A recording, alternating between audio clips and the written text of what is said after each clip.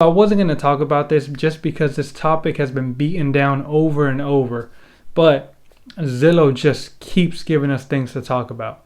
The latest news coming out is showing that Zillow has started to back out of their purchase contracts, leaving many sellers scrambling for options.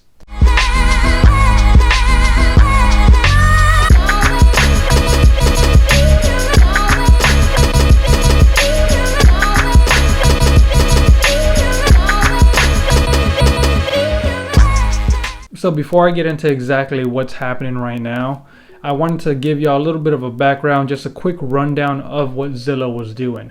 So Zillow's home buying program can be categorized as an iBuyer. You've probably heard of other companies that do this: Opendoor, Redfin, OfferPad. There's hundreds of them now.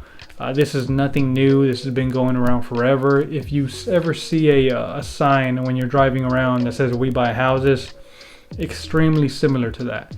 These are just different companies looking to target home sellers to buy their homes. So the main difference here was when Zillow rolled out their iBuying program, they were already a major brand with a huge advertising budget.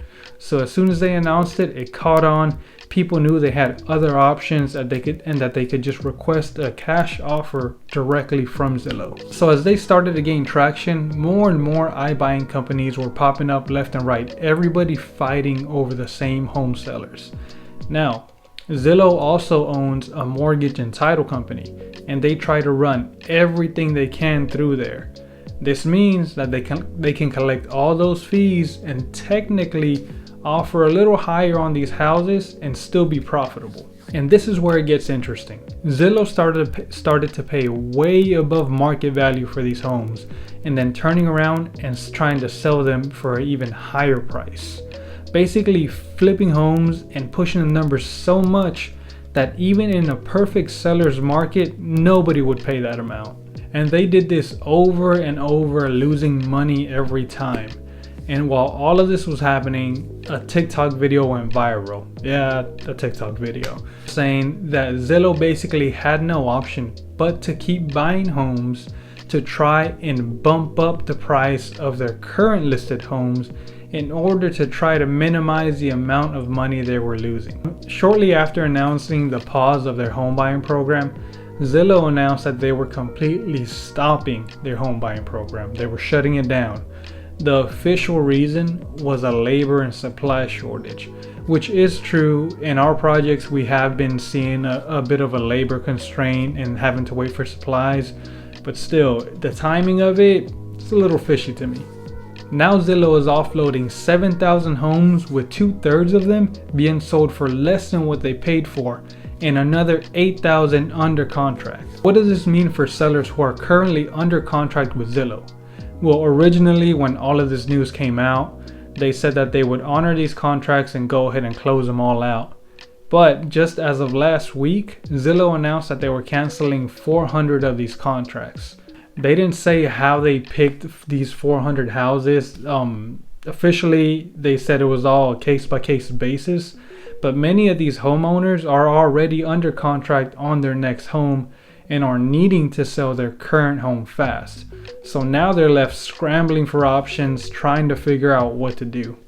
Now Zillow is providing the sellers with the earnest money plus a little bonus for canceling the contract. But I mean, who knows how many more of these are going to do? Is the number going to stay at 400? Is it going to go higher? I mean, we don't know. There's been some talks about class action lawsuits, but nothing has been filed officially. And all we can do is just wait, watch it, and see what happens. Now, I wanted to make sure I mentioned this just because I did see a lot of headlines saying that this is going to cause some sort of market crash, some sort of correction.